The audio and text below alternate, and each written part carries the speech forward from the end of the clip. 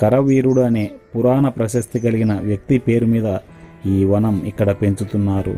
కరవీర పుష్పం అంటే పచ్చగన్నేరు పువ్వులు అంటే ఆ బోలాశంకరుడికి అత్యంత ప్రీతికరం. వీటితో పూజిస్తే అంతా శుభకరం. సాక్షాత్తు వినాయక స్వరూపమైన తెల్ల జిల్లేడు పువ్వుల కంటే ఎంతో ఇష్టం ఈ పచ్చగన్నేరు పువ్వులంటే ఆ మహాదేవునికి.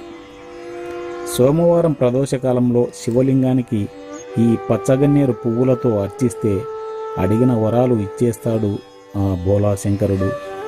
శివరాత్రి రోజు ఉపవాసం ఉండి ఈ పువ్వులతో పూజించిన వారికి కైలాస ప్రాప్తి లభిస్తుందని చెబుతుంటారు శివ పూజా దురందరులు.